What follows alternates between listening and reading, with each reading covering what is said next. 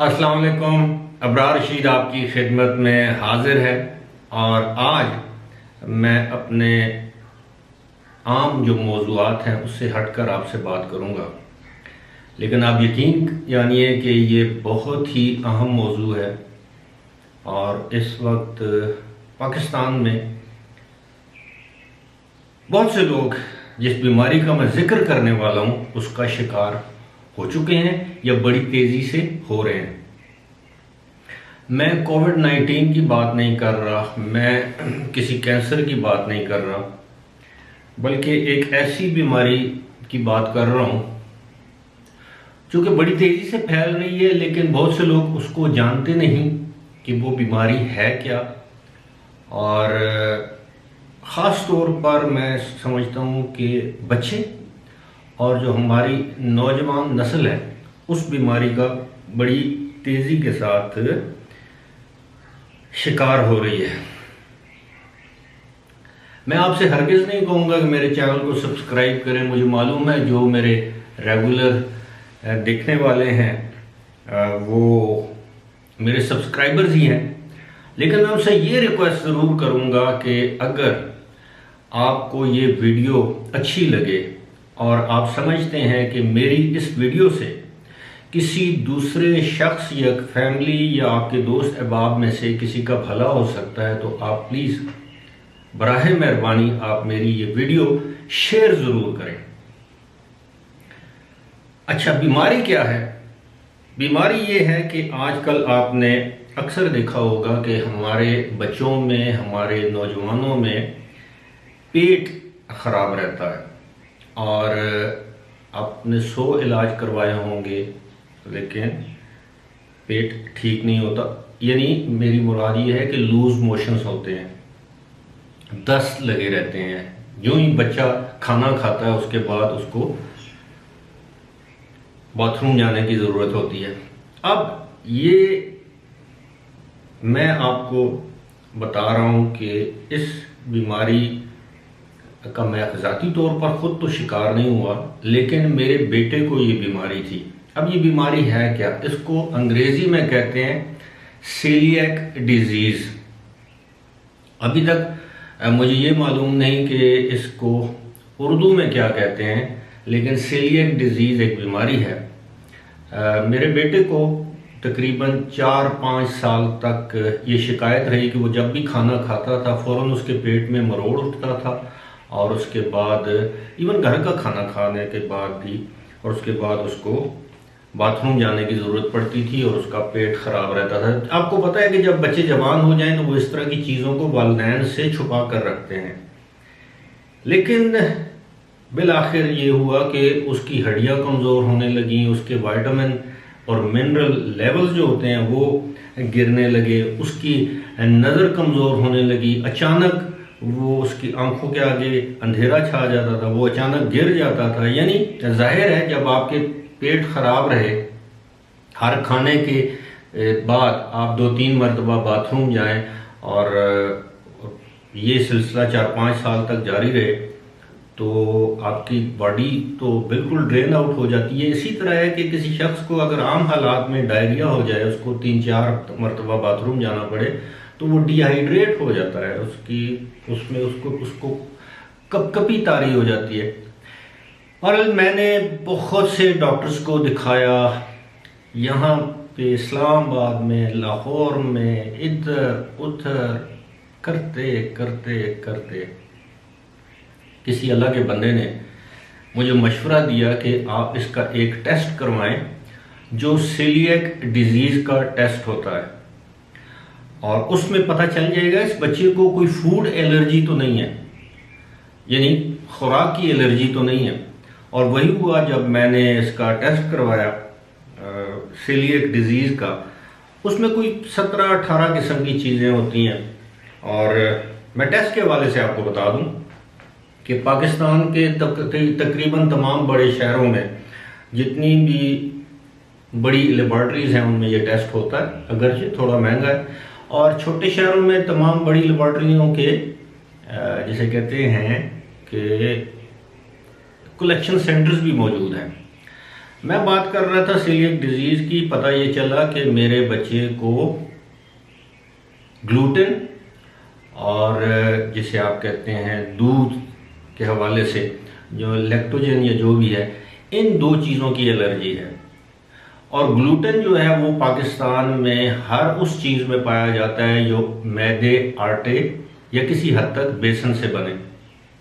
और आपको पता है मैदा से मुराद मेरी यानी गंदम, आप ये कह लें गंदम और दीगर जो इस तरह की चीज़ें हैं उनसे तैयार होने वाली। अब पाकिस्तान में आपको पता है कि हम लोगों की ज़िंदगी में सबसे ज़्यादा इस्तेमाल ही गंदम होती थी। इन नटशेल 3-4 साल डॉक्टरों को दिखाने के बाद उनकी समझ में नहीं आ रहा था, वो अपने तौर पर अद्वियात दे रहे थे। इन नटशेल बात यह है कि पता ये चला कि उसको इन दो चीज़ों की एलर्जी है। ये दोनों चीज़ें हमने उससे छुड़वा दी, यानी दूध और उसके बाद गंदम यानी आटे से और मैदे से बनी हुई हर चीज़ उस पर बैन कर दी और दीगर ग़ज़ाएँ उसको खिलाना शुरू कर दी। ख़ासतौर पर चावल, गोश्त, चिकन वगैरह सब्जियां जो हजम कर सकता है, दालों से भी इज्तनाब किया। तो पता ये चला कि उसकी ये बीमारी दूर हो चुकी है। आज भी अगर वो कोई ऐसी चीज़ खा ले जिसमें चुटकी भर भी गंदम शामिल हो तो उसकी वही हालत, वही कैफियत हो जाती है। अब ये सारी सूरत हाल आप पर वाज़ेह करने का मकसद ये था कि मैंने इसके बाद बहुत से मेरे दोस्त, अहबाब, जानने वाले, उनके जानने वालों से मैंने जब रब्ता किया, जब उन्होंने मेरे साथ रब्ता किया कि जी आपके बेटे की अब क्या सूरत हाल है, उसको क्या क्या इशू था, यहाँ तक कि मेरे बेटे की तालीम भी, यूनिवर्सिटी की तालीम भी मुतासर हो रही थी। हम ये समझे कि यूनिवर्सिटियों में जो खाना मिलता है हॉस्टलों में शायद उसकी वजह से इसका प्रॉब्लम है, लेकिन बात वही है कि अब माशाल्लाह वो बिल्कुल ठीक है। अब ये माँ के दूध के अलावा आजकल जो बच्चे डब्बे का दूध पीते हैं उनको भी हो सकता है। जिन बच्चों के पेट खराब रहते हैं अक्सर वो, और ज़रूरी नहीं कि आपका पेट खराब हो, बाल का ऐसा भी है, बाद मामलात में ऐसा भी है कि जिन लोगों को कॉन्स्टिपेशन होती है यानी कब्ज़ की शिकायत होती है वो भी अपना सेलिएक टेस्ट ज़रूर करवाएं। और मैं एक चीज़ आपको वाज़ेह करता चलूँ, मैं कोई डॉक्टर नहीं हूँ, मैं आपको मोटी मोटी चीज़ें बता रहा हूँ, अलामात बता रहा हूँ कि अगर किसी भी उम्र का बच्चा, चाहे उसकी उम्र 5 साल है, 7 साल है, 10 साल है, 15 साल है या 20 साल का नौजवान है जिसको ये शिकायत है, वो मेरी वीडियो देख रहा है, सुन रहा है, वो अपना सेलिएक टेस्ट करवाने से पहले मैं तो यहाँ तक कहूँगा कि वो गंदम और दूध छोड़ कर देखे। यानी दूध से मुराद ये है कि दूध से बनी हुई तमाम चीज़ें, जिसमें दही शामिल है, जिसमें मक्खन शामिल है, ये चीज़ें छोड़ दे। और जो गंदम से बनी जिस तरह बन है, रोटी है, पिज़्ज़ा है, कोई भी इस तरह की चीज़ें, उसको छोड़ दें। फिर आप देखें और उसके बाद अफाका हो तो फिर जाके सेलिएक टेस्ट करवाएं कि मज़ीद किस किस चीज़ की एलर्जी इस बच्चे को या बुज़ुर्ग को या जवान को, इसके लिए कोई उम्र की कैद नहीं है, लेकिन ज़्यादातर ये नौजवानों में है। उसकी मैं वजह आपको बता देता हूँ। मैं ज़ाती तौर पर यह समझता हूँ कि आजकल जो हम खुराक खा रहे हैं और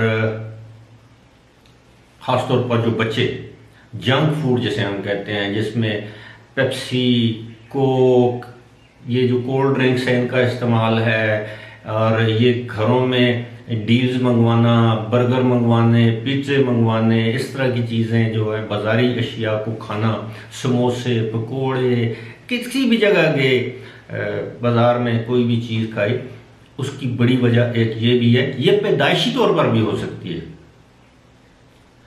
लेकिन अगर पैदाइशी तौर पर हो तो तमाम बच्चों को होनी चाहिए अगर ये बीमारी है। तो ये बाज़ ये भी होता है कि आपको किसी बच्चे को फूड एलर्जी भी हो सकती है। और मैं साथ ही साथ एक चीज़ मैं आपको बताता चलूँ, मुझे उम्मीद है कि आप मेरी इस वीडियो को ज़रूर शेयर करेंगे। वो ये है कि आज दिन तक पाकिस्तान के बहुत ही मुस्तनद डॉक्टर्स, मैं कहूँगा 90% डॉक्टर्स को ये मालूम ही नहीं, उनके पास कोई बच्चा जाए, कोई वालिदैन जाए अपने बच्चे को, जी इसको ये शिकायत है, वो उसको दवाइयों का इतना बड़ा नुस्खा लिखकर इतना शॉपर पकड़ा देते हैं कि जी जाएं 2 महीने इस्तेमाल करें, उसके बाद अफाका नहीं होता। और ऐसा भी नहीं है एक मर्ज लाइलाज है, इस मर्ज का इलाज भी मौजूद है। ये मर्ज बाज़ का 6 महीने, बाज़ का 1 साल, बाज़ का 2 साल, 3 साल, 4 साल, डिपेंड करता है आपकी एज पर, आपकी रेजिस्टेंस पर। और साथ ही साथ जब आप उसको ये गंदम से पाक, आजकल पाकिस्तान में बड़े शहरों में ग्लूटेन फ्री खुराक मौजूद है, यानी ग्लूटेन फ्री ऐसी चीज़ें मौजूद हैं जो जिस तरह सीरियल्स आप नाश्ते में खाते हैं या कोई भी ऐसी दलिया वगैरह इस तरह की चीज़ें, वो आप इस्तेमाल कर सकते हैं जो कि ग्लूटेन फ्री हो। इसके अलावा जेलेटिन फ्री, ग्लूटेन फ्री, ये जो चीज़ें हैं। अब एक चीज़ अब आप सोच रहे होंगे कि मुझे इस वीडियो से क्या फ़ायदा। मुझे इस वीडियो से कोई फ़ायदा नहीं है, लेकिन इस वीडियो से मैं समझता हूँ कि अगर 1000 लोग भी ये वीडियो देख लेंगे और वो समझ जाएंगे कि ये जो इंतहाई मूज़ी बीमारी है, ये बच्चों को, नौजवानों को अंदर ही अंदर से खाई जाती है और हमें पता नहीं चलता कि जी मामला है क्या। हम कहते हैं जी शायद पानी की वजह से, पानी गंदा है जी, नेस्ले का पानी ले लो, फलां पानी ले लो। हम समझते हैं जी कि शायद इस चीज़ की वजह से है। बुनियादी तौर पर ये ग्लूटेन की वजह से, और ग्लूटेन जो है जिस तरह मैंने आपको बताया वो गंदम से बनी हुई तमाम अशिया में पाया जाता है। उम्मीद है आप मेरी ये वीडियो शेयर करेंगे। मुझे दीजिए इजाज़त। खुदा हाफिज़।